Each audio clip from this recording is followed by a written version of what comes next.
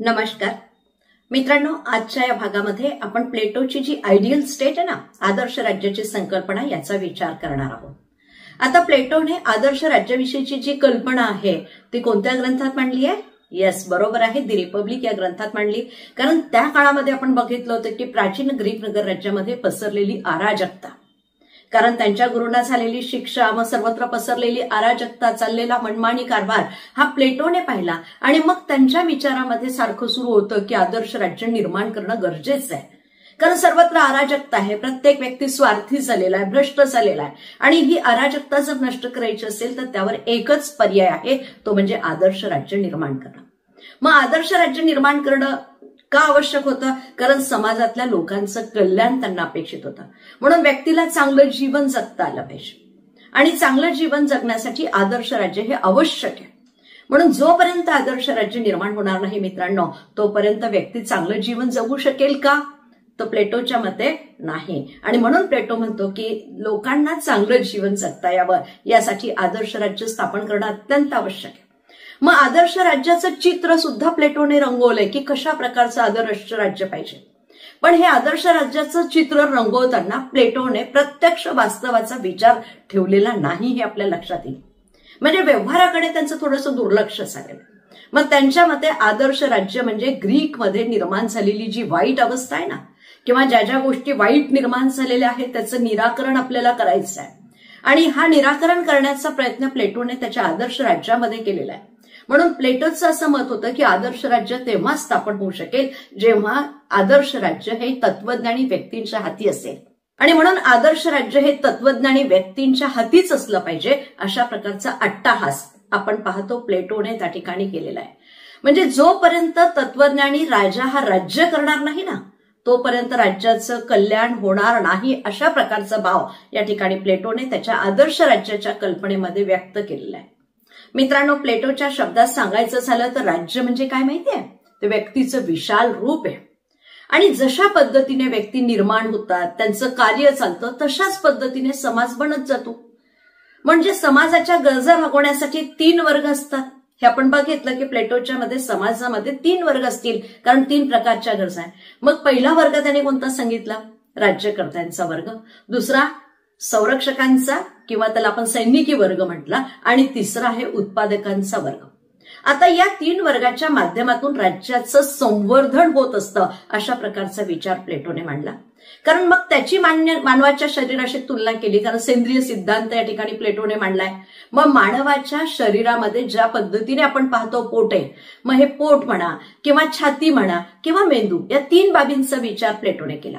तो म्हणतो पोटाचं काम काय आहे? वासनापूर्ती करणं।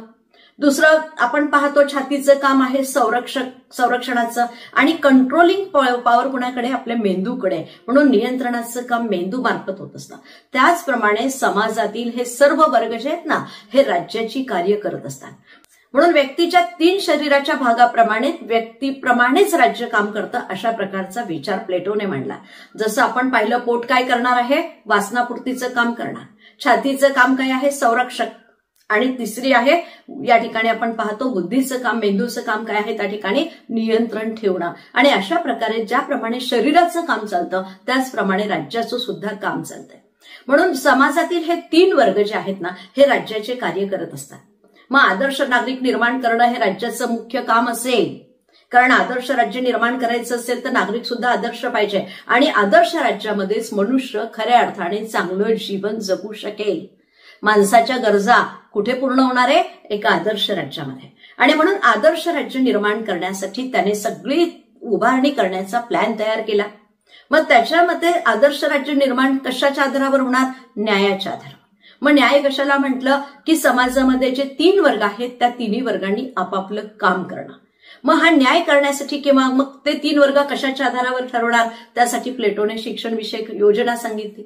मग राज्यकर्ता जो असेल तो भ्रष्ट होऊ नये यासाठी साम्यवादाचा विचार केला, आणि अशा प्रकारे प्लेटोने आदर्श राज्य कसं स्थापन करता येईल याचा विचार केला। मित्रांनो, प्लेटोने आपल्या आदर्श राज्याची रचना जी आहे ना, ती 3 प्रकारे मांडलेली आहे। एक, पुरुष आणि स्त्रिया या सारख्या आहेत की वेगवेगळ्या आहेत? तर प्लेटोचं मत आहे स्त्री आणि पुरुष दोन्ही समान आहे। त्यांच्यामध्ये फरक असेल तर तो फक्त अंशाचा आहे, प्रकाराचा नाही।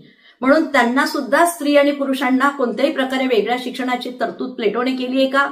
अजिबात नाही. दोघांसाठी सारखं शिक्षण मिळावं आणि दोघांनी सार्वजनिक कार्य पार पाडली पाहिजे, अशा प्रकारे स्त्री पुरुष समानतेचा विचार या प्लेटोच्या आदर्श राज्यामध्ये केलेला आपल्याला पाहायला मिळतो. मित्रांनो, दुसरी गोष्ट जर आपण बघितली तर प्लेटोने कुटुंब व्यवस्था नाहीशी करण्याचा विचार मांडलेला आपण बघितला. कारण जे वरचे दोन वर्ग आहेत, ज्यांना संरक्षण करायचं आहे, ज्यांना राज्यकारभार चालवायचा आहे, अशा वरच्या दोन वर्गासाठी त्याने काय केलंय की साम्यवाद सांगितला. आणि दोन प्रकारचा साम्यवाद सांगितला, एक संपत्तीचा आणि दुसरा स्त्रियांचा. म्हणजे कुटुंब व्यवस्था सुद्धा त्यांची असणार नाही आणि दुसरी गोष्ट त्यांच्याकडे कोणत्याही प्रकारची संपत्ती असणार नाही. म्हणजे राज्यकर्त्या वर्गाला म्हणजे शासक वर्गाला संपत्तीचा पण अधिकार नाही आणि कुटुंब व्यवस्था ठेवण्याचा सुद्धा अधिकार नाही, ज्या त्यांनी सार्वजनिक ठिकाणी राहावं अशा प्रकारचा विचार प्लेटोने मांडलेला आपण त्याच्या आदर्श राज्याच्या स्वरूपात बघतोय. यामध्ये तिसऱ्या गोष्टीचा जर आपण विचार बघितला तर मित्रांनो, प्लेटोला आदर्श राज्य निर्माण करण्यासाठी राजा कसा पाहिजे होता? तत्वज्ञानी. मग हा तत्वज्ञानी राजा केव्हा निर्माण होणार? जेव्हा वयाच्या 35 वर्षापर्यंत शिक्षण घेईल. शिक्षण घेतल्यानंतर 15 वर्ष अनुभवाचं शिक्षण घेणार, गहन चिंतन मनन केलं जाईल, अशा वेळेस तो तत्वज्ञानी राजा बनेल. आणि अशा प्रकारे जो व्यक्ती तत्वज्ञानी असेल त्याच तत्वज्ञानी व्यक्तीच्या हाती सत्ता असली पाहिजे. म्हणून तत्वज्ञानी राजाची सत्ता स्थापन व्हावी हा प्लेटोच्या आदर्श राज्याची बाब होती. म्हणजे तत्वज्ञानी राजाच्या हातामध्ये सत्ता असावी अशा प्रकारे प्लेटोच्या आदर्श राज्यामध्ये तिसरी बाब सांगितलेली आपण पाहतो. मित्रांनो, या व्हिडिओतनं आपल्याला प्लेटोचं आदर्श राज्य आहेत ना ते जाणून घेण्यास मदत झाली असेल अशी अपेक्षा बाळगते.